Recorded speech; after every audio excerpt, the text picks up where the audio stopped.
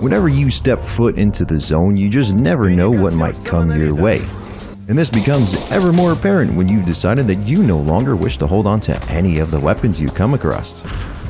Can you beat STALKER Anomaly with the guns of your enemies? Simple premise and a pretty interesting execution, my friends. The idea is to only use guns off of the people that we happen to take out. If the enemy has a firearm, we must go and trade out the weapon we used for whatever they are using, and yes, this includes zombies. We are allowed 2 firearms, technically, which means we can kill 2 enemy stalkers before having to trade out our weapons. We do in fact use the Dark Signal mod pack like always, but in this scenario there is a modification that will in fact aid us. The mod pack happens to modify gun conditions, and even though I went and tried to revert it back to the original settings, I would still occasionally get weapons in very good condition. Is what it is, sorry, I just didn't have the patience to try that hard to fix it. Our adventure begins in the main menu with our faction selection. Since I wasn't really confident about this challenge, I went with the Clear Sky faction, help us a little, but this actually wouldn't really matter that much later on. Also, yes, we start with Torf's progressions and bump it up once in game. Come on, you know how this works. We started with a monolith taunt and a very plain Jane AKS-74U. Right away we spoke to Cold here at the base to gate our main mission and set off to the north of the swamp to talk to Doc.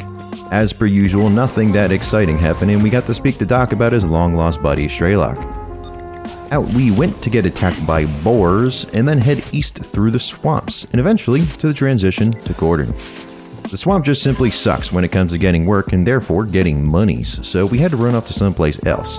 Sidorovic's punk face was as greedy as ever, and gave me a task to pick something up in the army warehouses.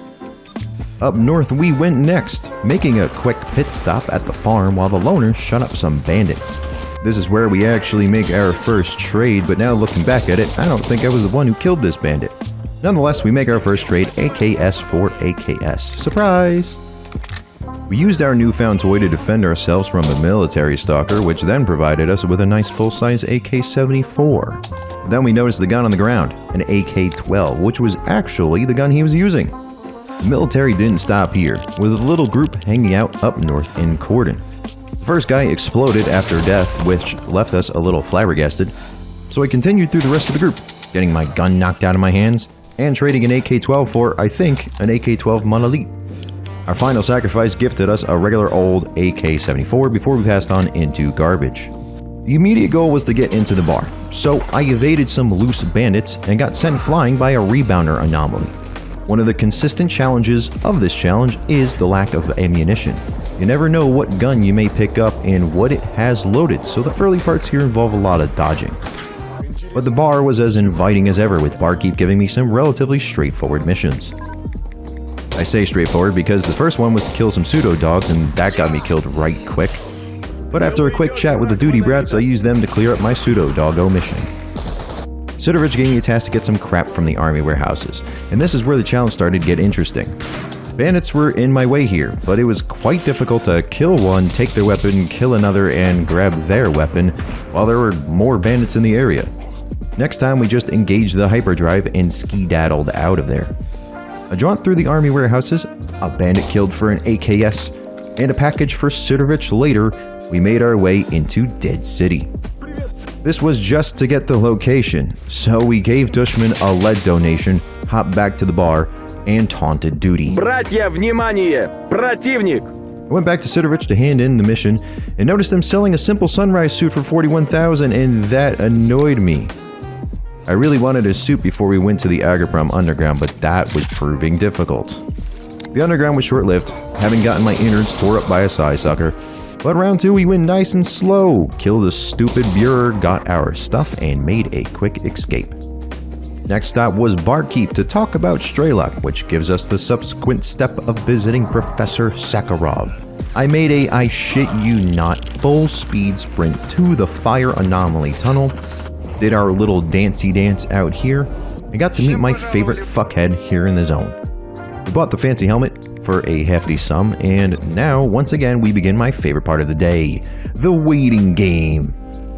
Now, of course, the waiting game in Stalker technically means we sit back and play the game. You know, do odd missions, fight some bad guys, steal an AK-47, the usual stuff. At the current moment, after we get the helmet from Sakharov is when the game begins, so we desperately needed to find some armor that could take at least one bullet. I mean, you can watch me here desperately trying to deal with enemies and really not gaining a lot of ground. Spawning into enemies never helps, of course. One thing led to a Mosin, which led to me buying a Stalker suit, which led to the arena in the bar. Our rules don't apply here, luckily, so it was a nice, easy chance to make some quick cash to help round out the funds. I found myself a little duty squad and used them to help me out a little bit, and eventually ended up with this double-barrel shotgun. Now this was a great time, in fact, because shotgun is good weapon for mutant, yes? So we went back to Sakharov, who had in fact completed the helmet by this point. I don't know, I guess I slept a few times. There's a couple hours of footage in here already. The shotgun gave us a stone's throw of a chance to do the miracle machine, mainly because the double barrel is quite the weapon to be using for everything, but it certainly wasn't impossible. Snorks and my favorite darkness anomalies kept us busy until I turned off the machine. Then we used some hit and run tactics on the mirror and taunted the controller. He didn't really stand a chance, even though as Zombarino came to help him out. Wouldn't be the miracle machine without the Snork tunnel, of course, but nothing here was all that exciting, even the pseudo-giant. However, we had a little debate on stream about zombies with weapons and whether or not I had to take their weapons. We agreed that since they have guns, we have to go take them, so I had to redo a short portion of the tunnel here, but it again wasn't really all that crazy. Because after getting killed once, I just ran away. Sakharov was thrilled about the Miracle Machine documents, so I celebrated by getting killed by bandits the very second I walked through the transition to the truck cemetery. At this point, we're starting to get a little desperate for work and the ability to buy new armor. So, I hatched this wonderful plan to try my best to get north to see Nimble. I tried to go through Limansk and that was quickly stifled by some monolith resistance. The next route of choice was the Red Forest, definitely not one of the scarier maps out there. As you can tell, this was clearly the better choice. I'm actually serious though, I don't have to swap weapons for mutants. For the Chimera right at the start, I used the trusty hide in the bus method. Gave him a couple pops right in the dome piece, and what do you know, I managed to take it down. Now here's the trick, I didn't actually go north. This was all for some stupid mission, yeah I know, I tricked myself. After letting freedom fight my battles for me, I got to the bar and checked our situation. We need goodwill and rep for traders to stock new items. This was actually the plan all along, but editing Wavy might have had a few too many. As if. However, I can't say the same for gameplay Wavy, because we spent the next 30 fucking minutes abusing the hell out of Sidorich and fucking around. I mean, get a load of this. Oh, goodness, Sidorich, are you okay? Okay. After I've lost my mind thoroughly, I had a nice viewer remind me of something that circumvents most of our problems. You see, Nimble sells some reasonable armor, and I wanted to get there, but it really was not a simple task. My viewers, however, reminded me of the guides. The guides! And just like that, here we are. We also had a main mission to visit Noah for something, so I quickly ran over there and came back to buy this stinking suit from Nimble and watch one of the NPCs here get absolutely chomped to bits by a pseudo-doggo. But this wasn't just any pseudo-dog, no, this one was next to fucking invincible. I stabbed it for a literal minute, then debugged in an MG and shot it. Turns out this wasn't the dog we were looking for, and this particular one wouldn't disappear. Now, of course, I pulled it all back and dealt with this problem normally. So, with our newfound suit, I decided it was high time to go ahead and try our luck at taking on the radar. This begins with me getting burnt by a fire anomaly, as per usual, and then fighting the monolith at the threshold. Now, there's a lot of monolith here, and I can only shoot them one at a time, since I have to go pick up their guns each time. So you know what I did?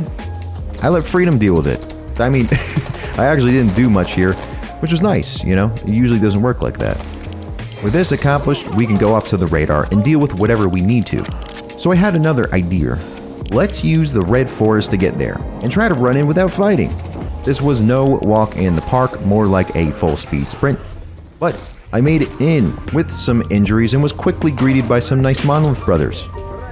Next time we ran, and we nearly got killed before actually making it into the lab.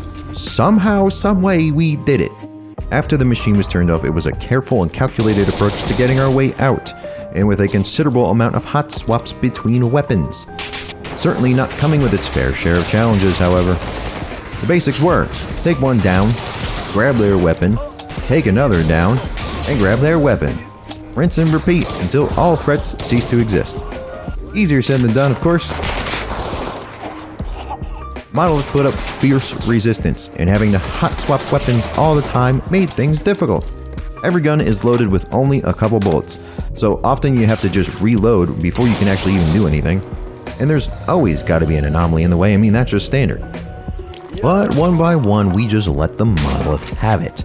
With the radar in our back pocket, we set our sights on some suit upgrades. This will help us push harder into the game while we can't yet access bigger, badder suits. Now, I also forgot to tape a little bit here. I ended up doing some missions with Rogue for some cash, and well, now we're at the point of making our way to the Jupiter Underground. With the Jupiter Underground presenting us with our usual suspects, initially my first concern was making sure Rogue doesn't chase rats. Yes, rats. But the subsequent concern was the Monolith present in the later chambers. This is where my genius made a comeback and we sent Rogue off to deal with my problems. After this, I attempted to coerce Rogue to fight anything other than rats, and you know what? We actually got him to do that. All these zombies got slaughtered and we found ourselves breathing that fresh Pripyat air. Strelok wanted absolutely nothing to do with me, so clearly something was wrong. I actually don't know what the hell was going on here. We pulled a save back, then went to Strelok and everything was fine. I don't know. After picking up the rest of the missions and watching the Slavic magic show, we planned our next attack. The schedule says, fight Pseudogiant, go to lab, fight Pripyat, then fight CNPP. Did you get that? And of course, do all this by exchanging guns the whole time. Now the Pseudogiant was obviously not something we could readily beat, not without either serious weaponry or a lot of ammo. After we did a number of missions and returned to the outskirts, I acquired myself an RPG from the trader up here. Technically, there is no rule against buying weapons, we just have to exchange it should we use this to kill any armed enemies. Fair game, and 2 was all it took. With that done, we set our sights on the Yublini Service Center to take care of the lab. There are so many zombies and Monolith here. Taking out each one and exchanging guns was not something that I thought was possible. Not to mention, the Monolith kept knocking the guns out of my hands. But my plan of run for your life seemed to be working. Though I did re-roll so I could keep that shotgun for the lab. So there we are, barely in one piece, inside the lab. All we need to do is grab some documents, which, believe it or not, we found right after serving up some hate to the bathroom bureau. But you know me, have to make life more difficult, so I went and said hi to the rest of the bureaus. The concession was even more documents. After rebooting this controller with a 12 gauge, we got ourselves up against the final part of the campaign. First, I let my buddies handle the initial Monolith assault before cleaning up the stragglers. Then I took these bozos on a trip through the zone to round up some cash because we finally had the opportunity I've been waiting for. Nice new suit time. And with the new suit, it was time to go fetch the heart of the Oasis. And this was actually way harder than it should have been with a gaggle of Monolith running around in here. After a short lo-fi break for the blowout, we ran through the gates and grabbed our prize. We could not be in a better position than we are right now. Pripyat is not going to be a walk in the park. Indoor fighting, outdoor fighting, we have to be smart here. There's a lot of enemies, so we'll be doing a lot of weapon management. My boys were helping me to do some serious dirty work out here, and eventually we got to the Palace of Culture to find Eidolon. The fun part is that it does not take long for him to find us. Now, our rules only say to take weapons off people we eliminate. In this current anomaly setup, Eidolon takes 3 rounds before he's actually dead. He instead teleports when you damage him enough. That means the Gauss rifle is fair game to take him down, that's right. Once we clapped him for the final time and took all his shit, it was time to make our way to the CNPP. So all throughout this adventure, we literally have swapped our guns out each time we take anyone down with a weapon. The only thing we could try is to bring as much ammo as possible because we are about to be in some serious shit. But if you've been watching, I've made great use of my legs in this run. So it was literally into the CNPP just like that. I gave my boys a little room to operate before trying to get into the mix. It was a bit of a test of patience, allowing the boys to do some work while I make the quick hits here and there. It was really the only way to find ourselves through this without getting into too much trouble. The one blessing was the linear layout of the sarcophagus, so they have to come at me nearly one by one. The second part of the CNPP, not so much of a blessing. Slow and steady gets the wish granter. We took out all the monolith, fought the poltergeist with a knife, and we did not beat the campaign. So, this took on the order of like an hour for Streamwave to figure out what the hell was going on. Short story, we didn't progress an earlier step of the mission, which was to kill the monolith at the sarcophagus entrance. I ran all the way back, fought the guys at the entrance, went back through the CNPP, and did what I didn't do the first time through. We fight the green silhouette bastards. And that's what it took to run our Lost to the Zone missions, by using guns of my enemies. To be honest, one of the more challenging runs we made. It took careful planning, lots of work, and even then I still just had to straight up do what I needed to do to get it done.